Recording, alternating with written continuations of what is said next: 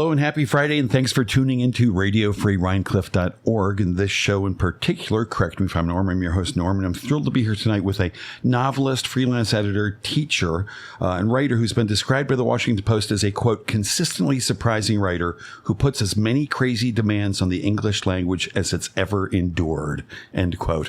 Rhinecliff resident, Mr. Matthew Sharpe. I think James Joyce would like to have a word with that Washington Post writer, but it's a nice thing for somebody to say. And if Joyce were here, what would he say to the Washington Post writer?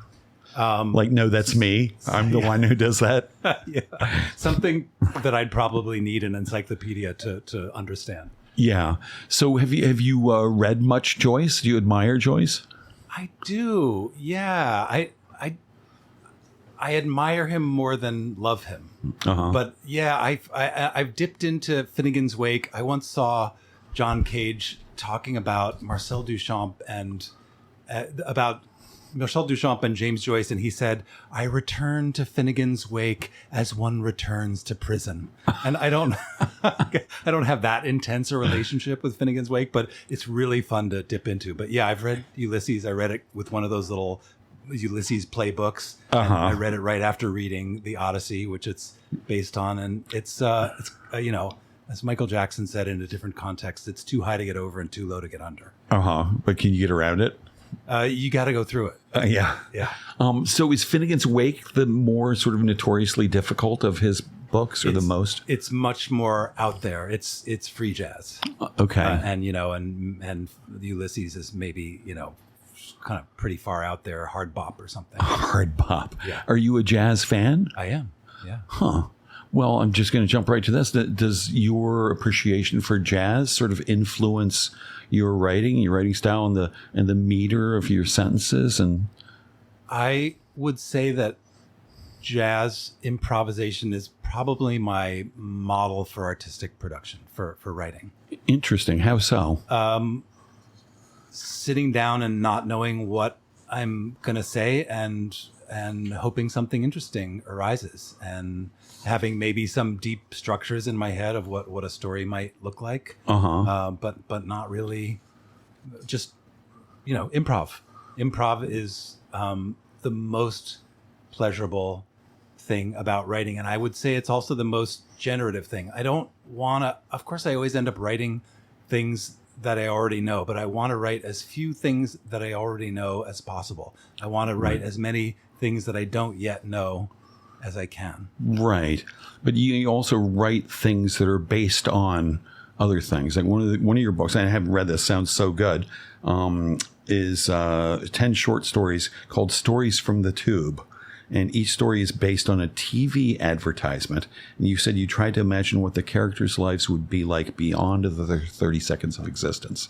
So that's sort of based on, and then taking off from that point. Yeah, I mean, that's jazz. That's what I was going to say, yeah. That was like, the Tide commercial was like the equivalent of a jazz musician going, okay, what new could I do with Melancholy Baby, or within a set of constraints? Yeah. With a jazz standard. Right. And then your other book, loosely based on Jane Eyre, Nothing is Terrible, really seems even more like a jazz standard. Like, here's this framework.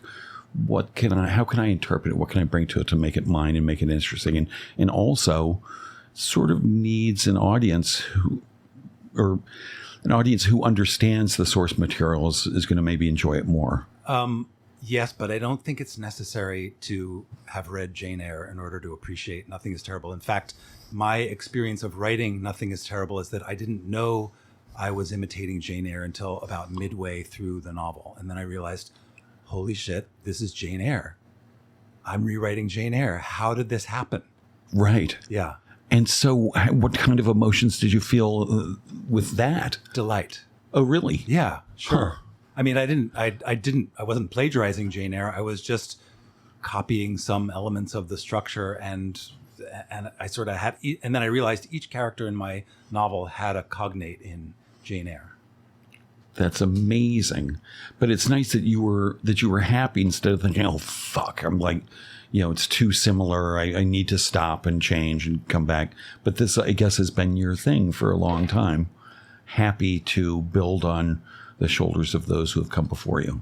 Sure. Yeah. Yeah. Absolutely. I'm getting such a puzzled look with that question. I wish everyone my could see. mind went to Harold Bloom's Anxiety of Influence. I think a book that I haven't read, so I'm anxious about being influenced by a book that I haven't read called The Anxiety of Influence. But my understanding is each writer in his idea of apostolic succession of writers, each writer must contend with the titans of the previous generation and in some way stage a rebellion against those writers. And it's a little too male for me, that model of influence. What about the pleasure of influence? Or for that matter, the pleasure of collaboration? Well, it sounds like that's what you had when you realized that you were sort of mimicking or mirroring some of the Jane Austen stuff, was the pleasure. Yeah. Instead of yeah. Huh. And has that happened before or since that you were halfway through a work or partway through and it's like, oh, look, this is like that? I think it would be more disturbing for me if I got midway into a novel and realized, oh, this is too much like the novel of somebody who's a contemporary. Now, I don't know why that is, because some of my contemporaries are phenomenal writers, but I don't know, maybe it feels a little less respectful in some way to copy somebody who's still alive than to copy somebody who's dead. Right, because they're trying to pay the bills right now with that. Although, people riffing on somebody else's story is another matter. And do readers often come to you say, oh, this reminds me of so and so?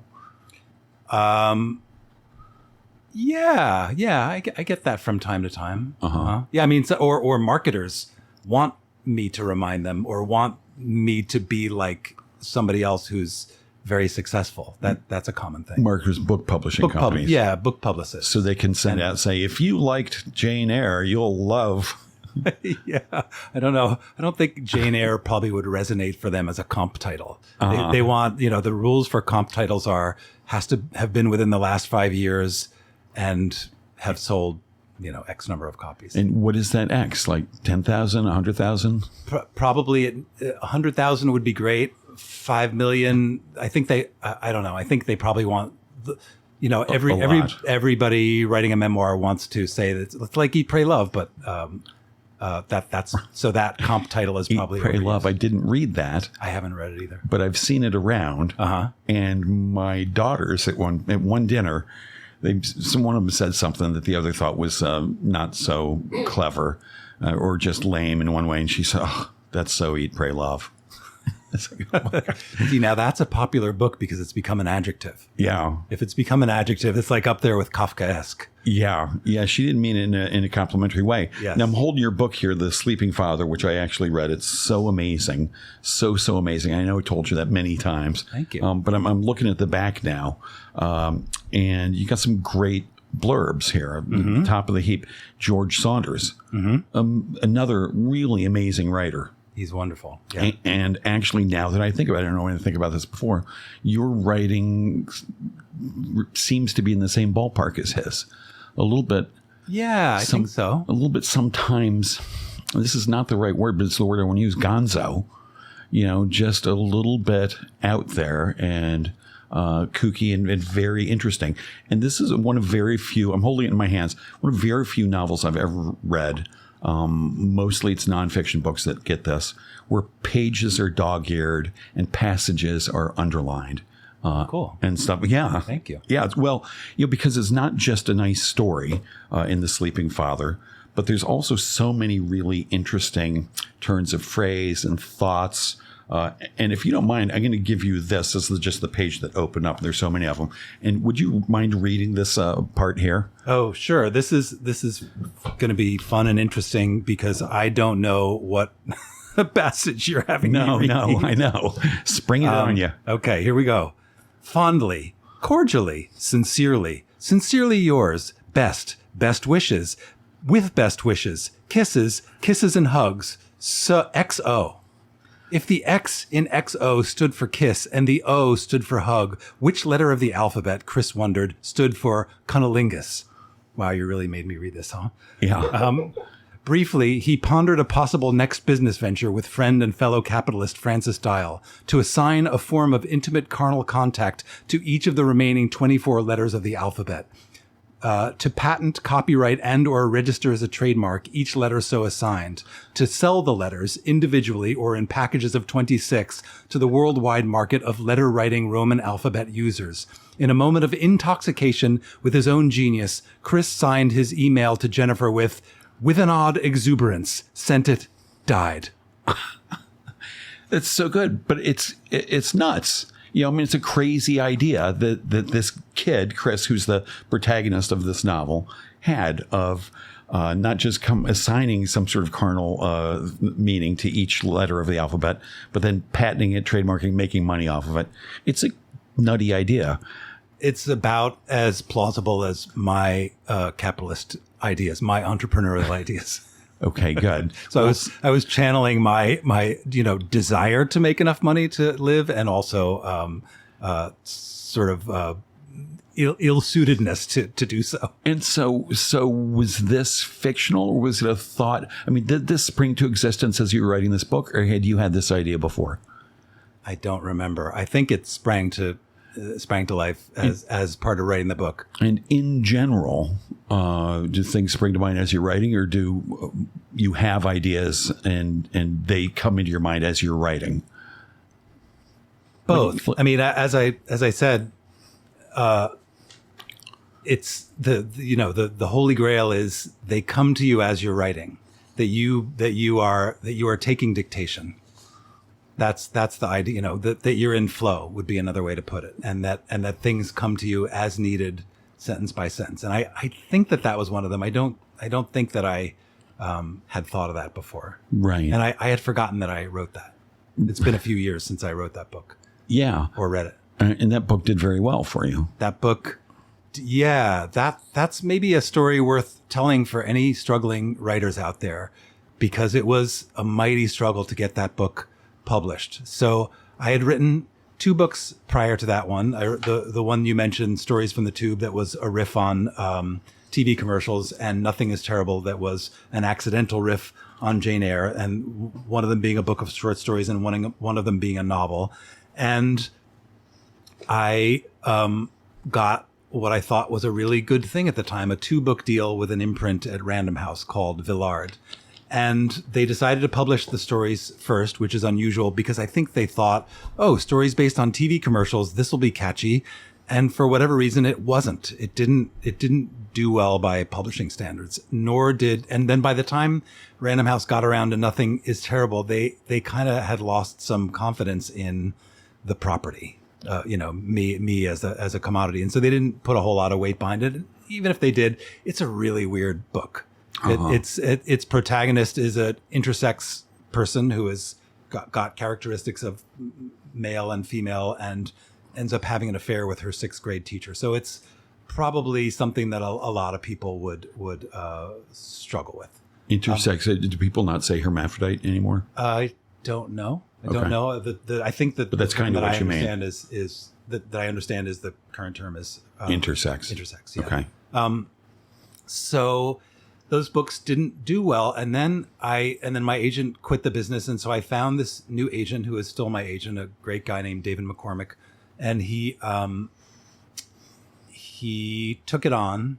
As he later said when we were on a publishing panel, if I had known then I was a greenhorn, if I had known then what I know now about how publishing works, I would have really hesitated to take this book on. But because I didn't know anything, because I really liked the book, I took it on. And then he proceeded to not be able to sell it for a year and a half. He tried every major, corporate-owned publisher and many of the indies, and just nobody would take it. Not, I think, on the merits of the book, but because they looked at the sales record of the first 2 books and they just said, no, it's too much of a risk economically for us. And so the publisher of the first 2 books said no, they passed on it.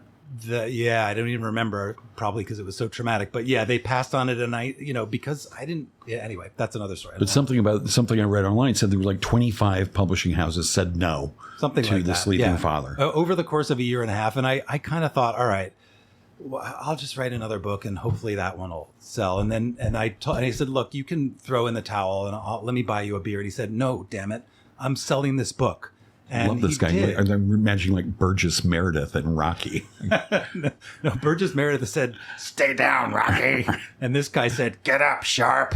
Good. So I did, and he sold it to Soft Skull Press, and a guy who's become a good friend of mine, Richard Nash, had just taken over Soft Skull Press. And at one point, I remember saying to Richard, "What are your aspirations for this book, sales-wise?" And he goes, "I just want to beat the sales of Nothing is Terrible and You Were Wrong.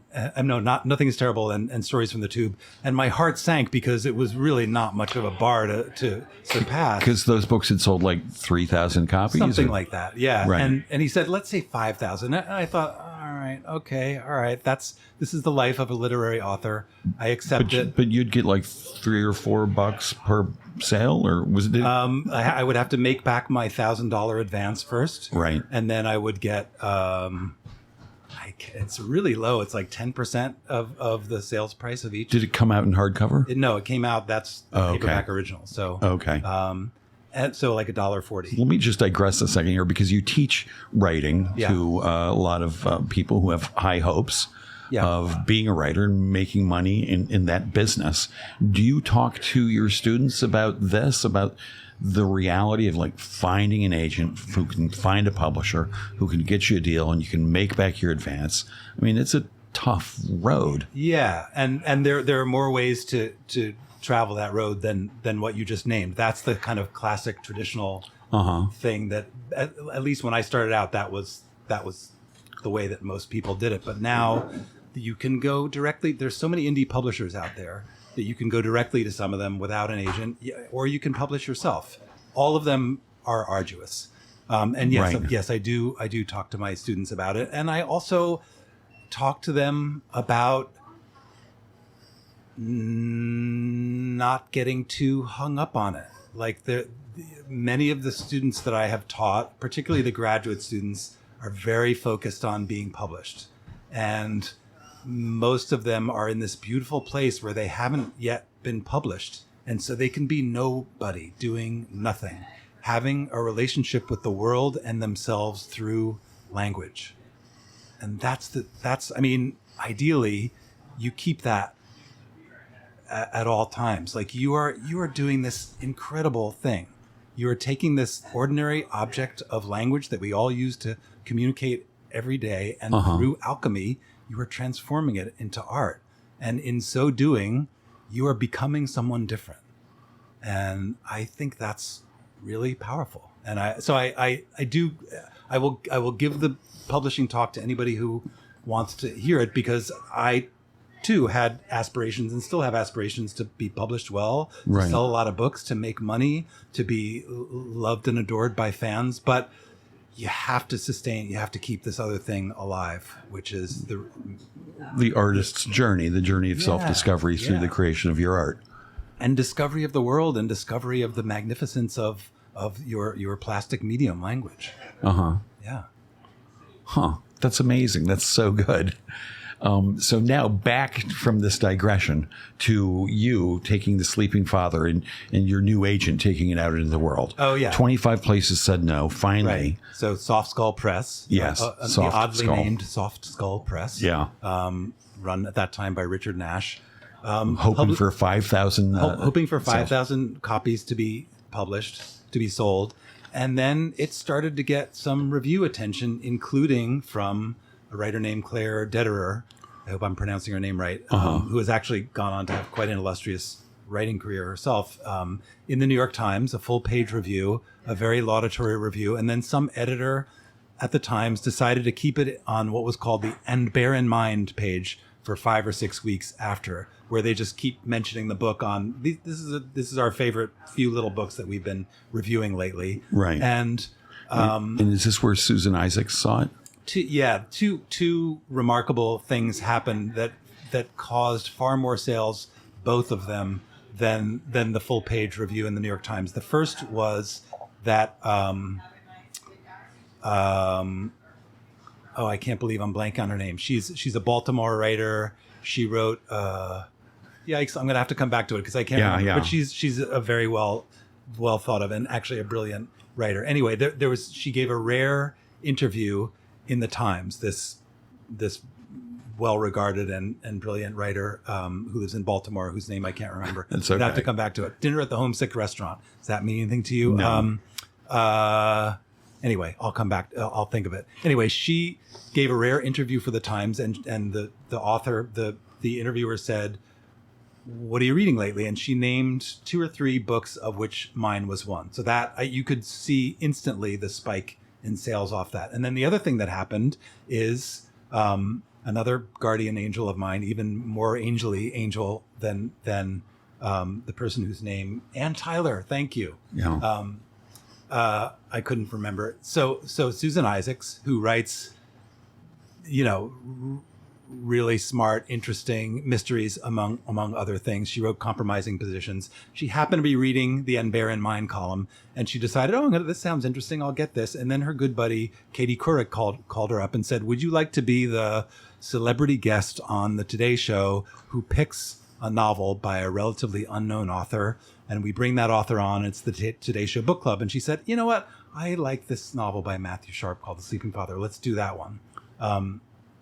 So I got a random call on my way to from a producer at the Daily Show, for the Today Show. The first call came from Richard, my publisher. Okay, and then I eventually got the call from the producer, who asked me all the questions she asked me like maybe 20 questions, and it was clear that the answers that pleased her most were the ones that Katie asked me on air. I knew which answers of mine she liked best, and those were exactly the answers that when I then had my 5 minutes on live network television, Katie Couric asked. We usually do that here on this show, but my assistant is on vacation, so I've got to ask him myself. I was waiting around the phone for the producer to call. It's hard for me. Yeah. Listen. I'm sorry for you, Norm. So this went out on the Today Show. Katie Couric is interviewing you, or that's right, me. I mean, Susan Isaacs was on, so she and Susan chatted for a while, and then she turned to me and asked me a few questions. How nervous were you? Not excessively so. Right. Medium. I'm nervous just thinking about it. Yeah, I was, nervous enough to give me an edge in my. Oh, that's a nice way to look at it. Mm-hmm. Yeah. And so she spoke to you for 3 or 4 or 5 minutes, or I'm guessing something like that. And then what happened? Now your publisher was hoping to sell 5,000 copies. Then I took the F train home. Yeah. Living in Brooklyn? Living in the West Village. Oh, okay. On West 10th Street. Oh. Near the Cowgirl Hall of Fame. Oh.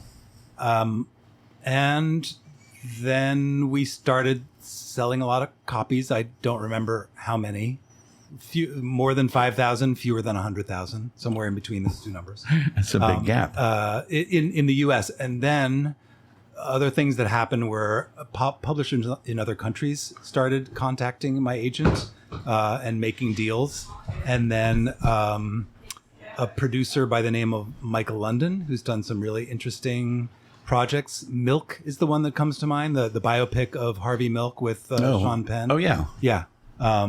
He called me. I didn't know this at the time, but I had a book to film agent, or rather my literary agent had a relationship with a book to film agent. Her name is Sylvie Rabineau. She's also fantastic and somebody who has been very, very good to me.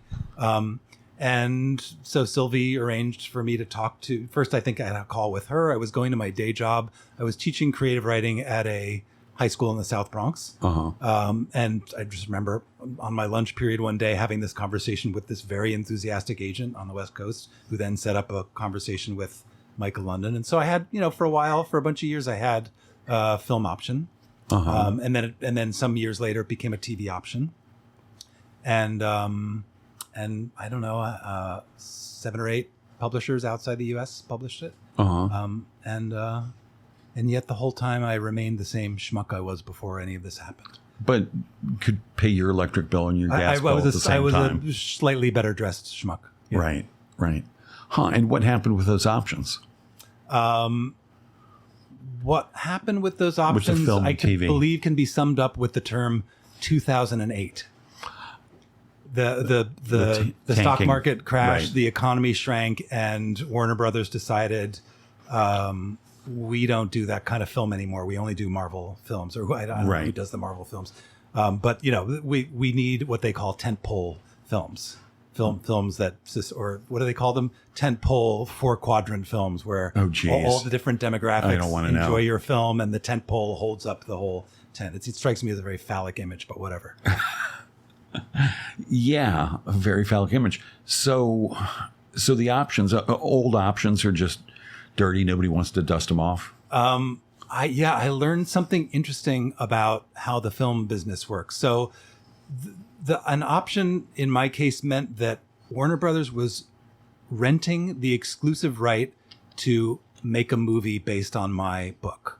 So while they had the option, nobody else could make a movie based on my book. Once the option expired, theoretically, anybody who wanted to could make a movie based on my book. What they had the copyright to after my option expired was the screenplay, an excellent screenplay written by Michelle and Kieran Mulroney. And so they had the copyright to that. However, they could just make it very unpleasant for anybody who wanted to option the book after that. So they didn't want to produce it, but they didn't want somebody else to produce it and have it be very successful and then them have egg on their faces. Right. It is right. I guess, maybe the guidelines of Radio Free Rhinecliff prevent me from opining as forcefully as I would like to on what I think of that. Well, it's a trick question anyway, because we bought those options for the podcast realm.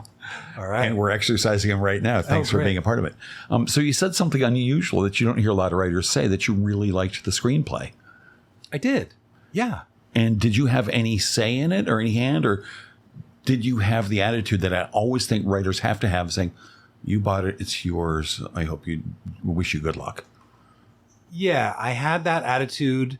These two folks, they're husband and wife, Kieran and Michelle,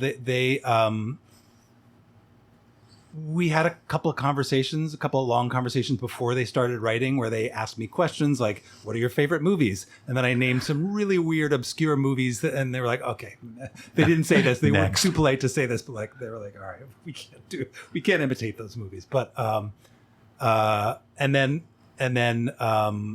they went off and wrote it, and then they showed it to me, and then they said they were really scared to have the phone call with me after I read it, but I happen to really like it. Right. So, yeah. And did you have some thoughts for them?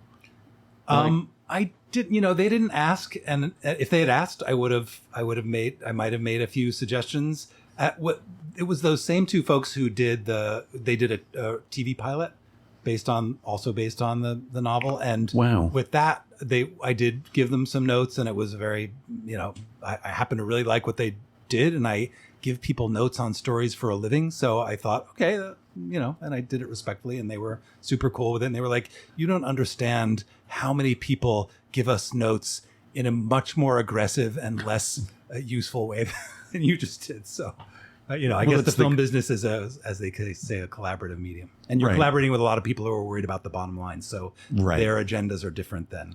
And writing a novel is really not collaborative at all. It's collaborative in the sense that when you're done with it, you work hand in hand with an editor, a publisher, a publicist, so it is. But yes, the actual writing process, at least mine, is not collaborative in that way. Right. But publicists don't have any say about the content, do they? No. But the editor can strongly suggest. Although I remember there was a publicist, or maybe it was a bookseller. There was somebody who was influential in the business and wanted me to change the opening of another novel of mine called Jamestown, and I didn't want to do it. And my editor, God bless him, Richard Nash again, said, no, it's your book. You do what you want. Wow. Yeah. I've heard stories of agents saying, a writer starting to write their second novel and sending 50 pages to an agent, and the agent saying, no, this is not your second novel. Your second novel needs to be X. And I'm glad I don't work with an agent like that, because I don't think, maybe it's good advice, but my mind doesn't work like that. Because you said it's because Jamestown, as I understand it, was a complete swerve away from what your first novel was. Yeah, well, that would be by that time my second Sleeping Father is my second novel, so Jamestown was my third novel. Right. Yeah, I wrote Jamestown at a time when nobody was buying the Sleeping Father, so I wrote it thinking this may never see the light of day. Why don't I do whatever I want with this book? Which I think is that's the attitude that you would want to have as a writer. Is if nobody were to ever see this, what would I do to make this interesting for myself and write the deepest, truest possible thing that I can write? And of all the novels you've written, which one do you think accomplishes that most? Being the deepest, truest thing you could access and write? Oh, of course, it's the one that I'm working on now, which isn't a novel. It's a memoir. Oh, yeah, interesting. Mm-hmm. And how is that going? I was going to ask what's that about, but I'm guessing it's about you and your life. Well, it's actually more about my mother and her life. Oh, okay. Yeah. So yeah, it's a memoir about my mother. So gotcha. But it's not a biography of my mother because it's very selective. You know, I'm sort of honing in on a few particular themes in her life and in our life together. Interesting. And it's going. I never thought that I would write nonfiction because I had a kind of aversion to public self-disclosure. And you can wear a disguise when you're writing fiction. I mean, you're ultimately exposing yourself anyway, or if you're not showing your guts when you're writing fiction, you're probably not doing it right. So, but I liked having the mask. The mask gave me enough distance, maybe from the material or from what I imagined an audience would think about me to allow me to, say the deepest, truest thing I know. But then my mother died, and then I had to write a eulogy for her, and then it became. You were working on the memoir when she passed? No. I was okay. I was working on a novel that. Okay. I was working for years and years on a novel that kept crumbling in my hands that I may or may not ever go back to. I had invested like 10 years in that novel, and then my mother died, and then I wrote this eulogy. And the way that I think about it is, she became available to me as a character in the process of dying, and me having to do this kind of perform this social function of writing a eulogy for her. She suddenly, like, the world of writing true things about actual people, sentence after sentence, opened up to me in a spectacular way. Wow. And then I had to, and then I remember thinking, but that novel that I put 10 fucking years in on, but it was just so clear. It was so clear that I had to write this in a way that it's never, how writers say, this novel insisted that I write it, and it sounds stupid. It's true. It sounds dumb, but it hardly ever sounds false when you hear people say that. Maybe I thought that it was false.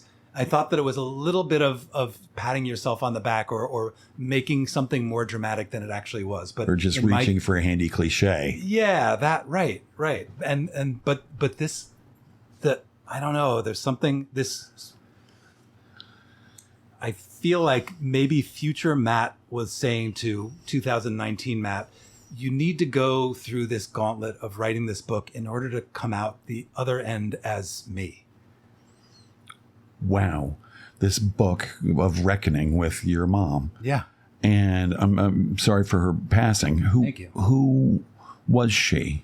Well, her name was Jacqueline Steiner. Uh-huh. And if I have to pick one salient fact about her, I mean, there are many salient facts for me. We got plenty of time. You can pick a bunch of salient facts. Okay.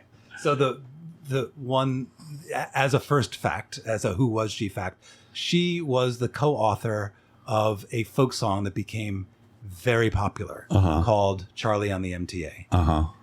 And if you go to Boston and you take the subway there, the card, the thing that we would call a Metro card in New York City, in Boston is called the Charlie card, named after this song.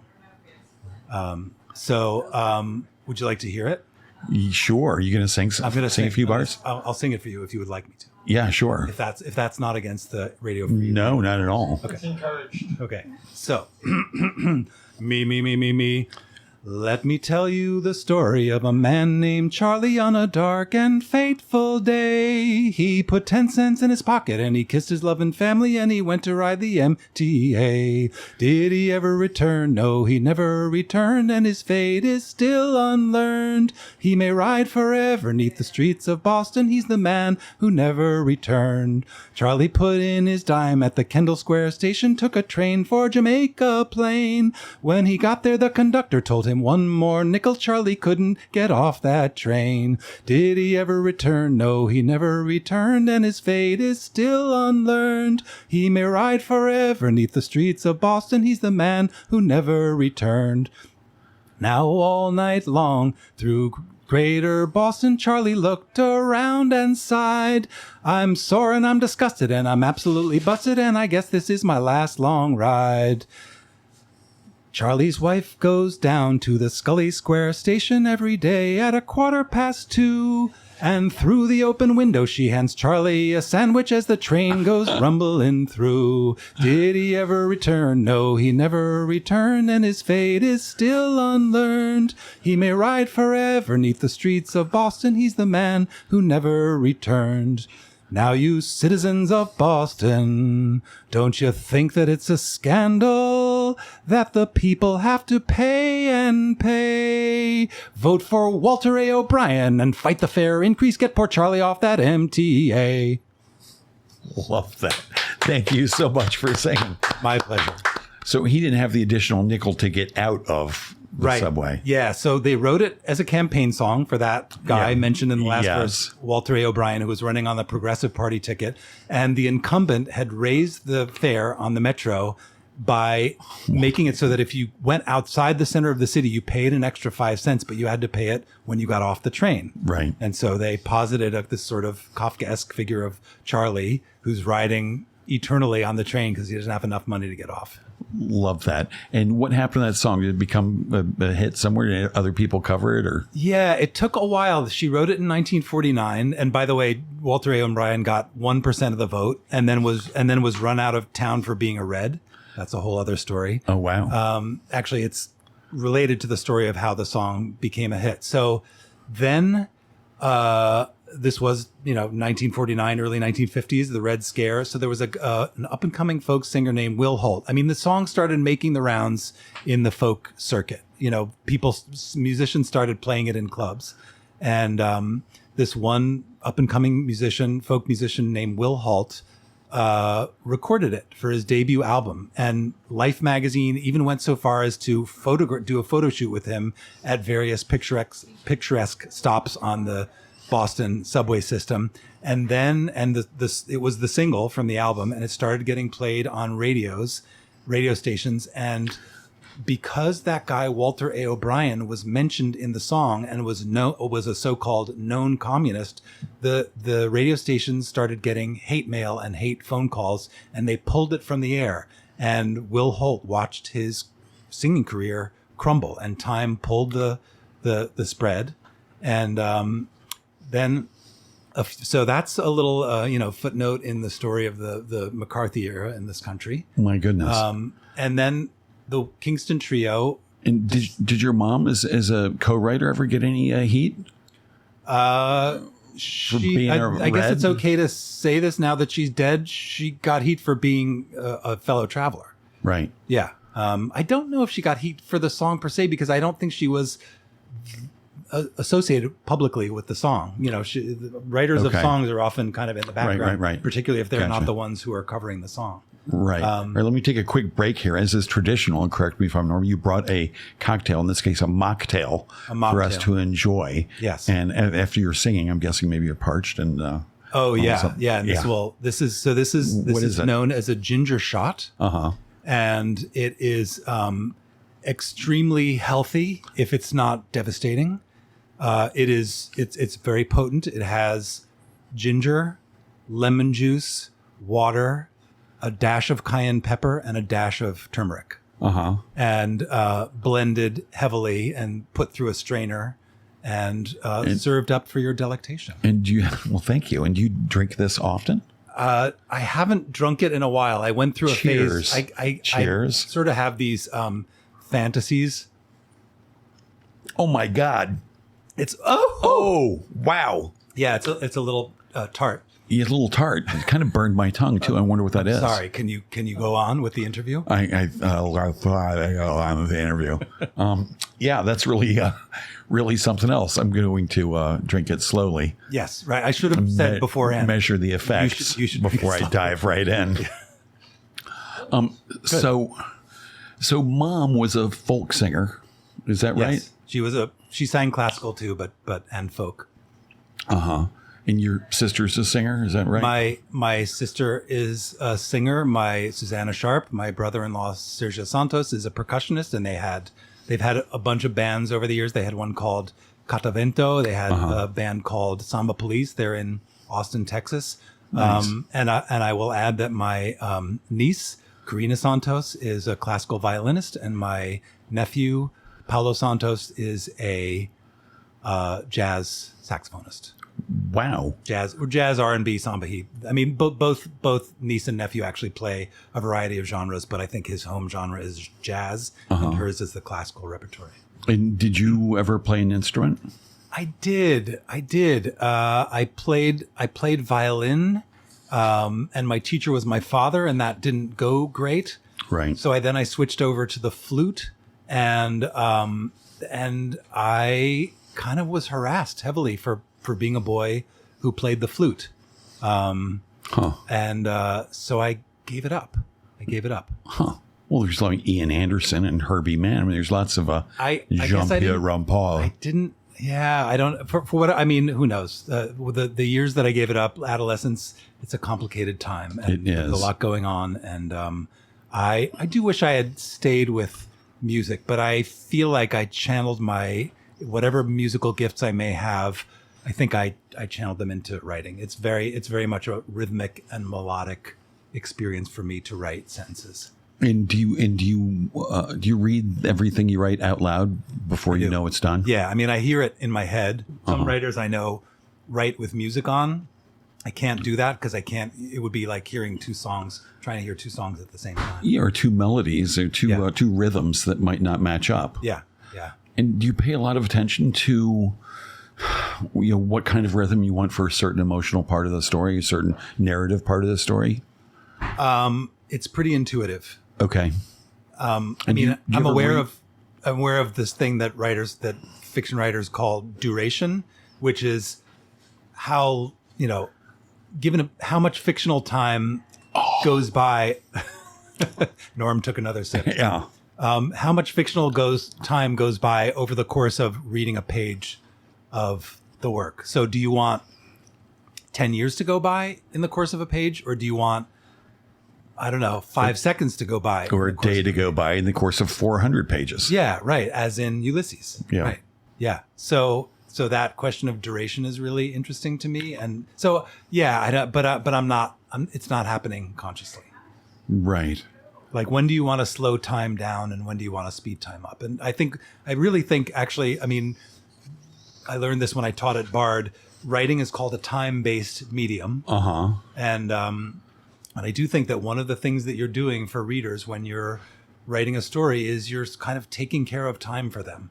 You're immersing them in a temporal experience. Right. The experience of them sitting in wherever they're sitting and reading, but also there's kind of two time signatures happening at once, if well, the time signature of the story and the time signature of life. Right. And they are measured against And now I'm passing you your book again from this little section in pink. If you'd be so kind to read that. Sure. February arrived. Some people celebrated this fact, others bemoaned it. Chris was among the latter, always the latter. Time moved forward, erratically perhaps, but never so erratically that it moved backward or to the side, just that one outrageous direction, as if time were a dutiful idiot sent on an infinitely long errand. Space, on the other hand, could move backward and to the side.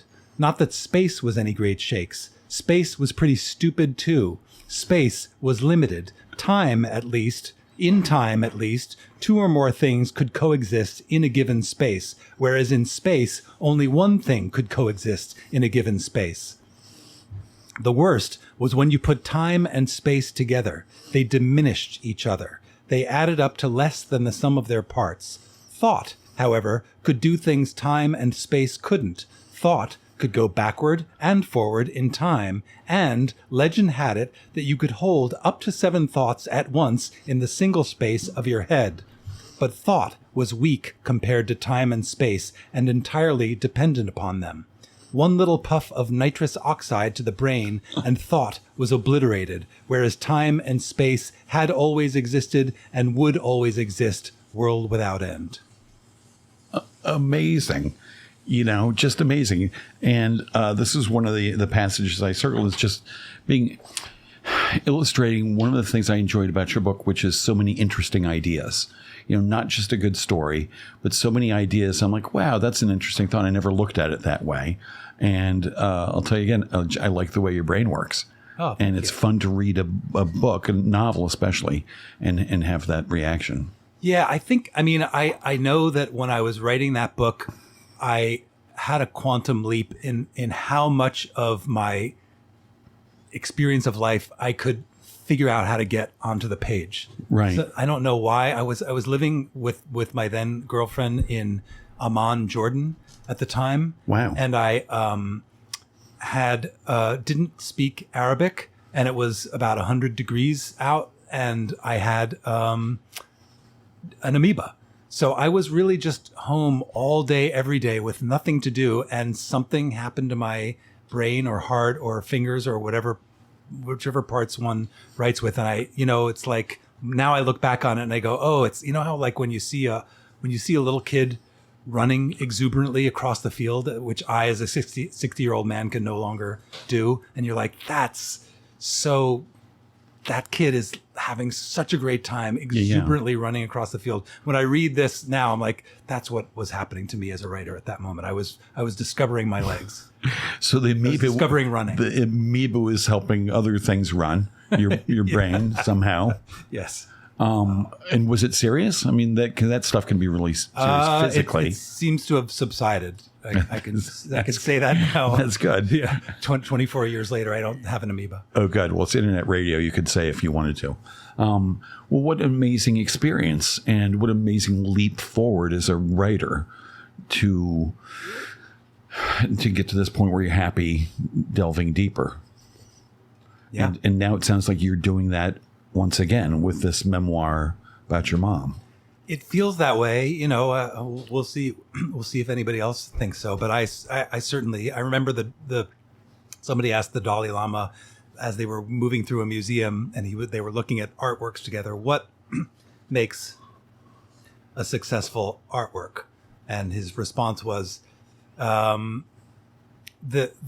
degree to which the artist got free in the making of it. Right. And so you certainly feel that happening in the making of this book. Whether it translates into, scintillating prose or not remains to be seen. Right. And so you don't, I think I saw this in another interview, you don't always know where you're going. You've talked about a short story I think you wrote, and you didn't know what you're going to write about. You sat down and you wrote, I don't know where I am, is the first sentence. You said then just things started flowing.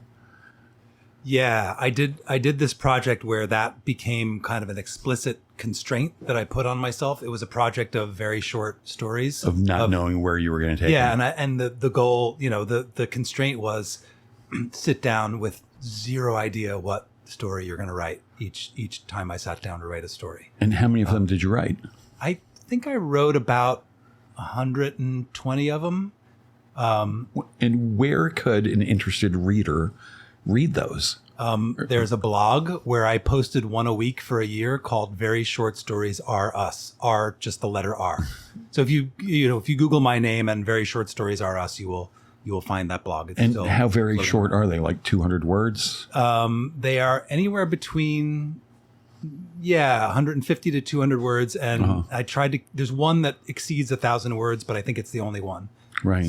So like double space pages, 1 to 4. Right. Yeah. Amazing. I want to see some of those. I'll send you a link. All right, good. And there was a book of those there's a book of those that has been published in Japan, but not yet in the United States. And what's the matter with your agent that it's not getting published here? Well, my agent did his best, and it's just publishing is weird, and people decide, oh, those are not commodifiable enough, those tiny little short stories. But let me ask, when did the agent do his best on that particular project? Mid teens, like 2015, 2016. Okay. Around there. Yeah. All right. So people were already just spending all their time with short pieces of content on their phone and on the computer. Yeah, you would think it would be a natural for people with short attention spans, but for some reason it doesn't. At least people in publishing don't think that it's a saleable property. I would love. And then there's also this the same thing sort of happened again. My previous book didn't sell that well. It's called You Were Wrong, and it didn't sell enough to make it feel like a viable property for somebody who wanted to take on the next book. So it's a combination of weird little project that I do and that I did, and not great sales record of the previous book. Right, gotcha. Yeah. And who were some? First, I want to ask: do you know this author Barry Uhrgrau? I do. Who I only know I saw a book of his with like micro short stories. Is it called Wearing Dad's Head? It's called A Man Falls Out of an Airplane. Oh, okay. I don't know that one, but I years ago I read one of his called Wearing Dad's Head. That's the same thing. Very short stories. Right. They were amazing. I loved them. And I had never seen anything like that at that point in time, which was maybe 20 or 30 years ago. But I loved it. I loved it so much. And even more so now, thinking about people's shortening attention spans, it seems like the time's ripe for that kind of thing. But anyway, back to the question. Who are some of your favorite authors? Oh, gosh. It varies.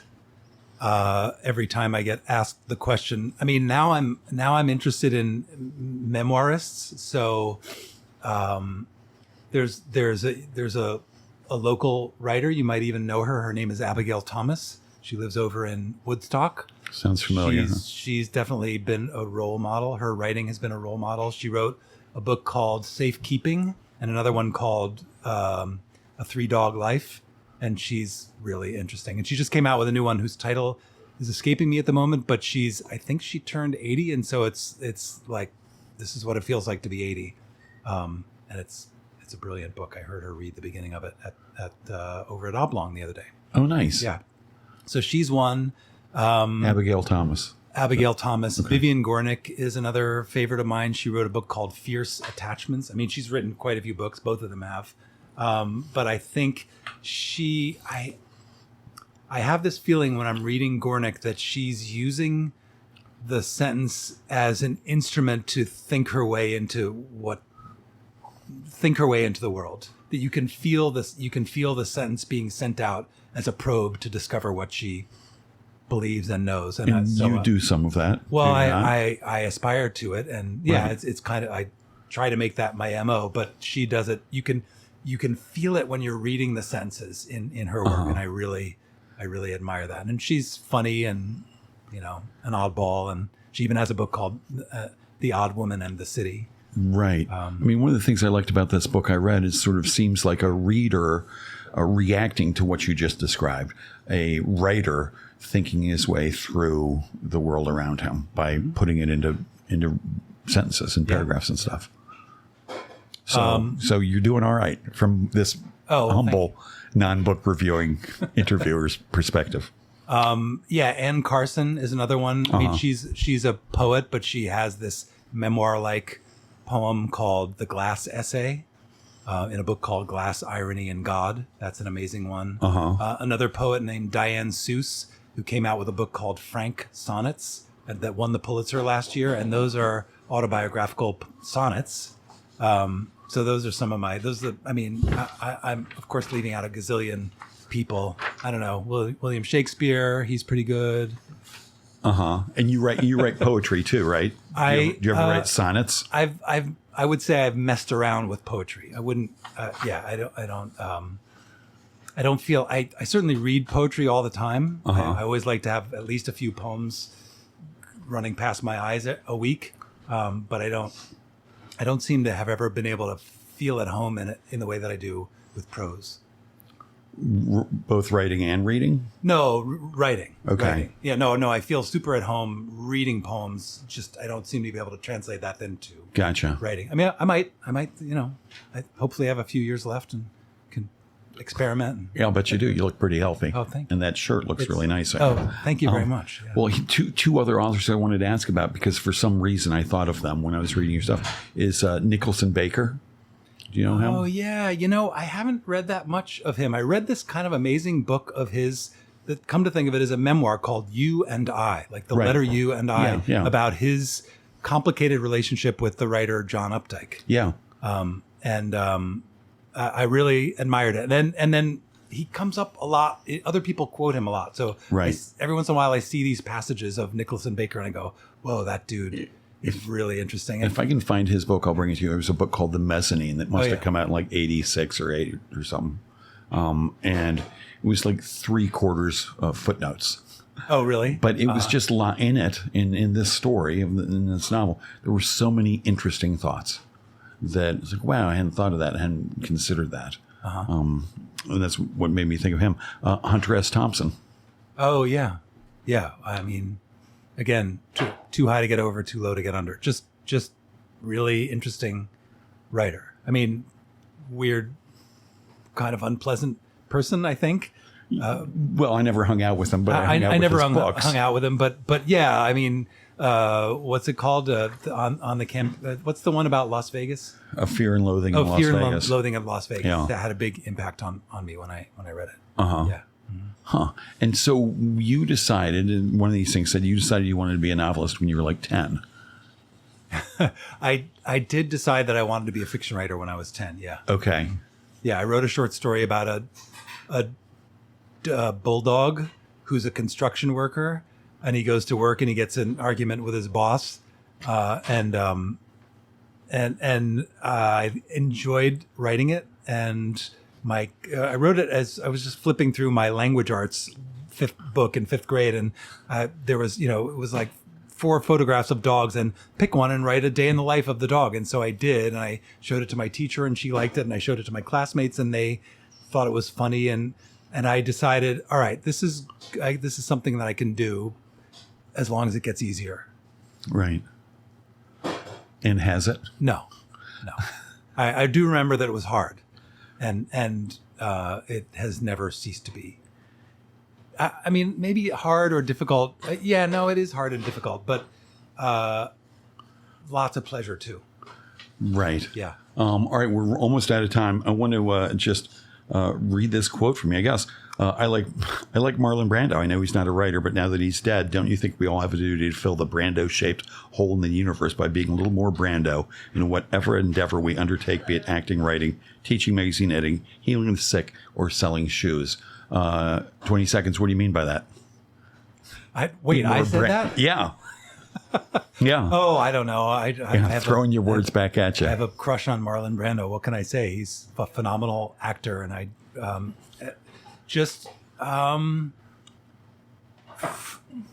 that combination of freedom and restraint. Let's say that. All right. The combination of freedom and restraint. Good place to end. Smoldering sexuality. Let's add that. Oh, good.